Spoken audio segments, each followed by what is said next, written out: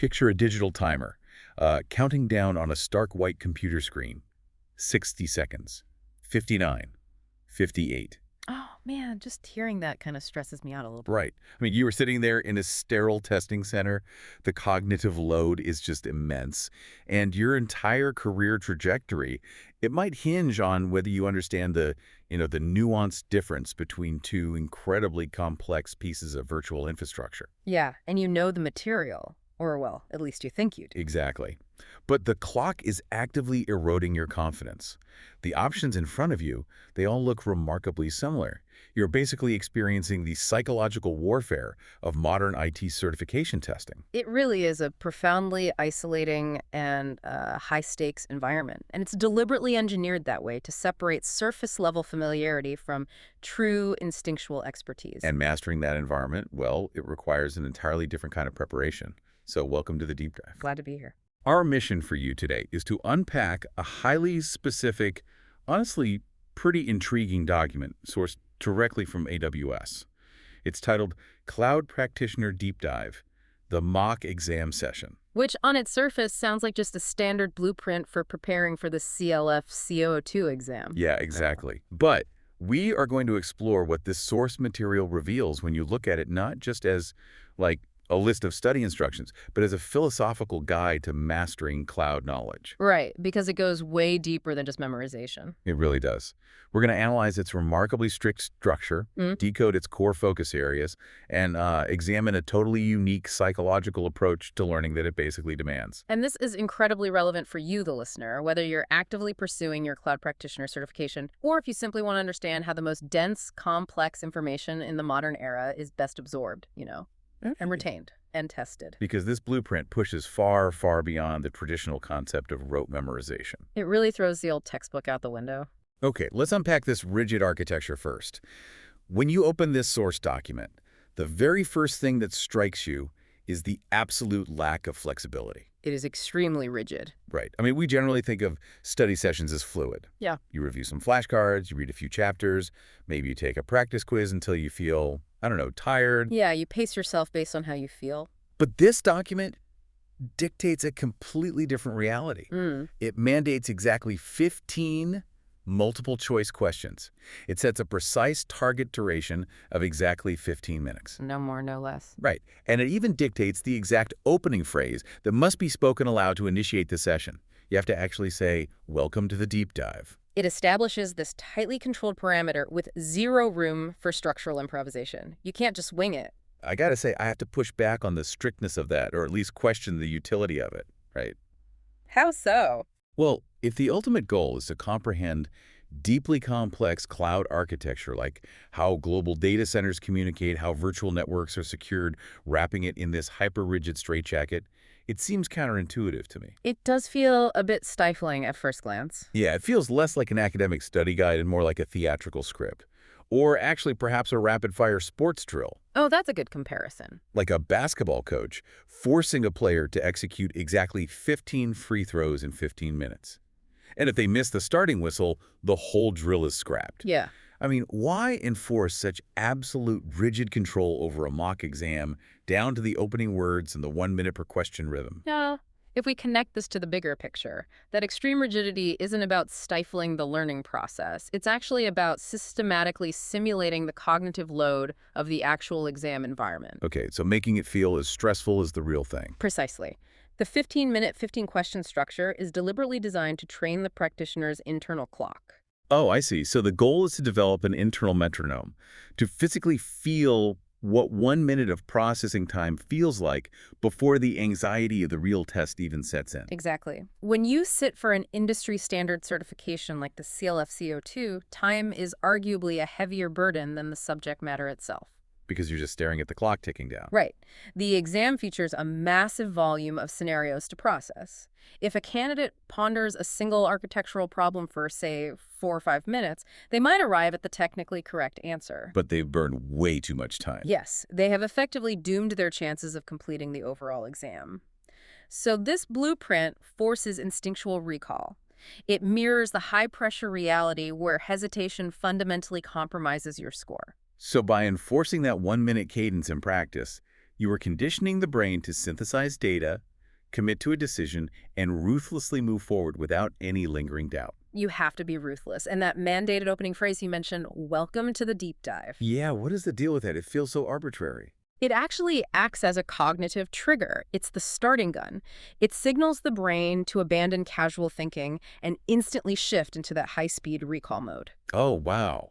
So it creates a Pavlovian response to the testing environment. Exactly. You build the endurance and the pacing required to survive the event rather than just passively acquiring the knowledge. That makes a lot of sense. Mm. But if the format is that brutal, if you were being conditioned to make split-second decisions under a ticking clock, then the actual material you're making decisions about has to be incredibly concentrated, right? Oh, absolutely. I mean, you cannot cover the entire breadth of cloud computing in a 15-minute sprint. No, you can't. The content is curated just as strictly as the timeline itself. Right, because the source document explicitly limits the focus of this mock session to just 5 distinct subjects. Yep. It's IAM, EC2, S3, VPC, and billing. Those are often referred to as the fundamental pillars, or the core 5. So what does this all mean? Because when you look at that list, IAM, EC2, S3, VPC, it reads like pure technical alphabet soup. It really does. Very intimidating if you don't know it. And the document doesn't even define these acronyms. It assumes total fluency from the user. Yeah. But the element that completely changes the context of this list is the final item, billing. Yeah, that's the one that stands out. It seems highly unusual that billing is elevated to the exact same tier of importance as these massive, foundational, incredibly complex technical architectures. Well, what's fascinating here is how this specific grouping perfectly encapsulates the modern paradigm of cloud computing. How do you mean? The document brilliantly juxtaposes pure technical architecture with stark financial reality. Consider the first 4, right? IAM handles security and identity. EC2 provides the raw compute power. S3 manages the data storage. And VPC constructs the isolated network. Right. That is the traditional domain of the systems engineer, the intricate plumbing of a virtual data center. Exactly. The mechanics of making the servers talk to the storage arrays securely. Stuff that most people don't ever see or think about. But by placing billing alongside them with equal weight in this high-pressure drill, the blueprint acknowledges a fundamental shift in how IT operates today. A shift away from, like, the old server room. Exactly. In traditional on-premises IT, a company bought a physical server. Whether that server ran at 10% capacity or 90% capacity, the capital expense was already spent. Oh, right. The money was gone. The technical engineering and the financial accounting were completely siloed operations. Engineers built stuff, accountants paid the bills.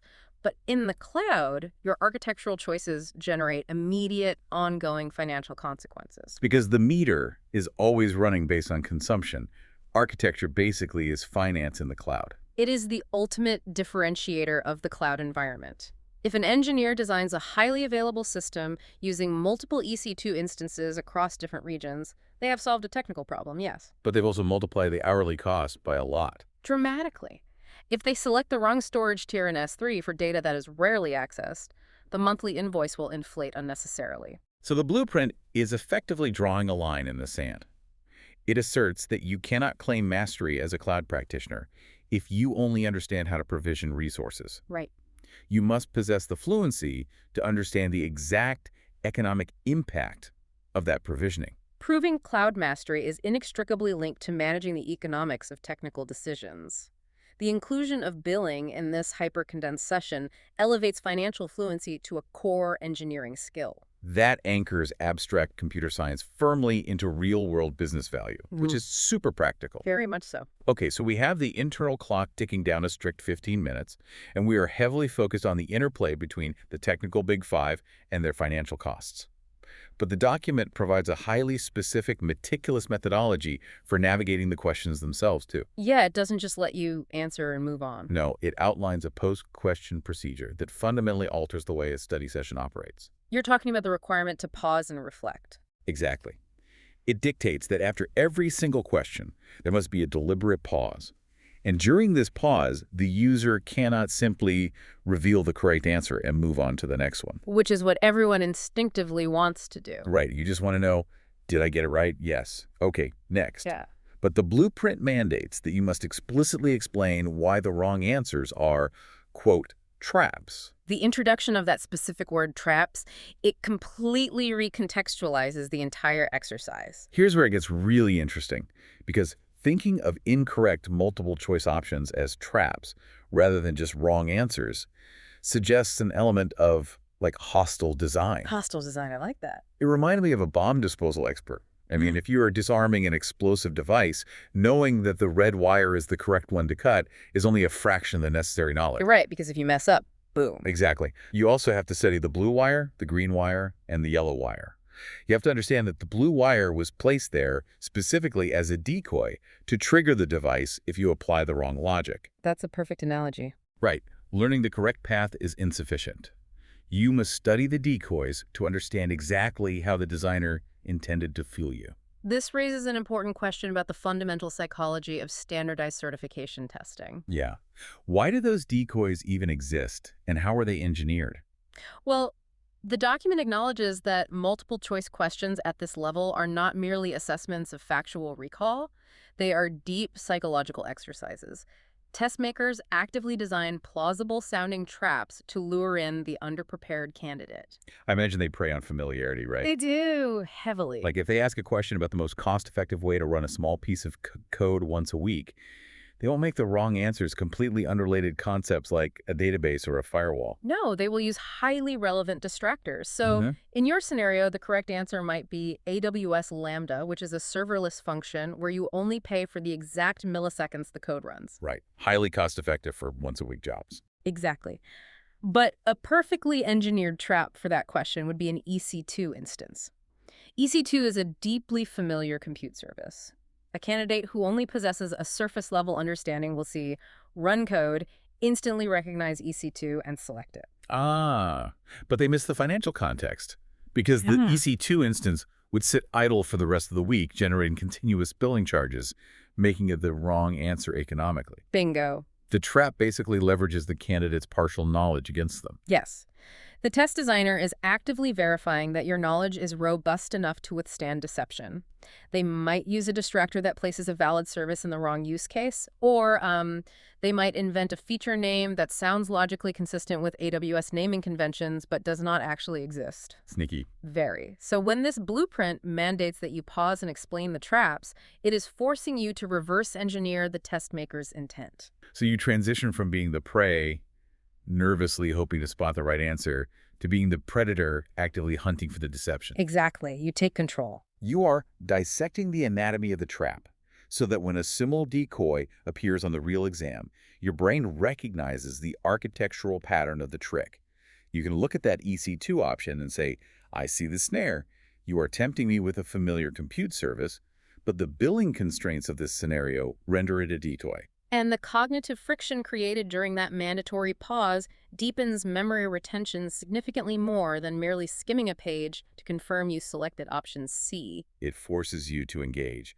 But, I mean, this level of psychological warfare, hunting for engineered traps under a ticking clock while juggling dense technical architecture and financial calculations, it sounds incredibly stressful by design. It is intensely stressful. Which brings us to a massive contradiction in the source document. Despite the strict timing and the technical subject matter, the blueprint explicitly mandates keeping a conversational tone, not a lecture. It really stands out as a highly paradoxical directive. Right? I am trying to reconcile this. You are instructing me to sprint through 15 complex architectural traps in exactly 15 minutes, dissecting the psychology of every decoy. But I am supposed to execute this with a relaxed, conversational delivery. It sounds impossible. It feels akin to casually discussing weekend plans while actively diffusing the explosive device we mentioned earlier. The only way this makes sense is if the conversational tone is functioning as some sort of psychological counterbalance to the stress. That is an excellent deduction. It actually functions as a masterclass in modern adult learning pedagogy. The contradiction is the core mechanism that makes the methodology effective. We have to consider what occurs cognitively during a traditional, dry, technical lecture. Right, a lecture is a one-way transmission, a monologue filled with acronyms. And when the human brain is subjected to a passive monologue, especially one devoid of narrative or interaction, it instinctively conserves energy. It zones out. You just start daydreaming. Exactly. The information washes over the listener because they are not being asked to participate in the creation or synthesis of the knowledge. However, Human beings are deeply, evolutionarily wired for social interaction and dialogue. So a conversational delivery signals to the brain that an exchange is taking place, triggering a different level of alertness. You hit the nail on the head. Even within a highly structured mock exam, maintaining a conversational tone forces active mental participation. The listener's brain is constantly attempting to anticipate the speaker's next point. It is predicting the flow of the dialogue. Because that's what we naturally do in conversation. Right. And when you combine that conversational engagement with the mandated pause for reflection to hunt for traps, you achieve an optimal state for neuroplasticity. So the tone acts as an engagement hack. It lowers the effective filter the anxiety and the defensive barriers that go up when we face difficult testing scenarios, while simultaneously demanding high cognitive output to dismantle the decoys. It proves that the most dense, complex, technical information is best absorbed through dialogue rather than monologue. You are not being lectured at regarding the intricacies of virtual networking. Right, you are being invited to participate in solving a high-stakes puzzle alongside an expert. Exactly. You remain highly alert due to the ticking clock, but you are not panicking due to the conversational delivery. Alert, but not panicking. That is the exact psychological state required to navigate a certification exam successfully. It is the sweet spot. So let's distill the key takeaways from this analysis.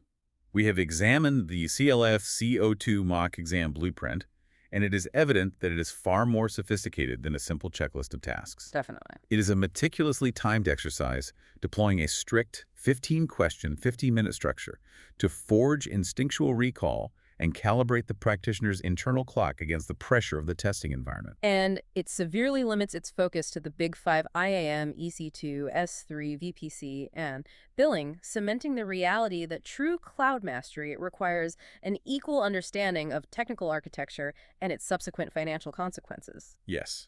And most crucially, the entire pedagogical framework is built around identifying psychological test maker traps. It rejects the idea of merely finding the correct answer in favor of studying the decoys, understanding how they are engineered to exploit partial knowledge. And all of this is executed within an engaging conversational setting that forces active participation and lowers testing anxiety. It represents a profoundly effective approach to complex skill acquisition, blending cognitive science with technical rigor. It is a fascinating methodology, and honestly, it provokes a thought that extends well beyond the boundaries of AWS certifications. Oh. How so? Well, which brings us to a final concept for you to mull over today. We've spent considerable time analyzing the anatomy of a trap in a multiple-choice setting, how a decoy answer is cleverly disguised using familiar terminology, engineered specifically to lure you in because it looks plausible on the surface. Right. If the ultimate key to mastering a complex exam is understanding the anatomy of those trap answers, how often in your own daily life do you choose an option simply because it was cleverly disguised to look like the right answer? That's a great question. Whether it is a financial investment, a career trajectory, or even how you allocate your daily attention, are you grabbing the first option that utilizes the right buzzwords and feels familiar? Or are you initiating a pause for reflection? Are you actively studying your own traps? Because until you develop the instinct to spot the decoys in your own environment, you might be consistently cutting the wrong wire.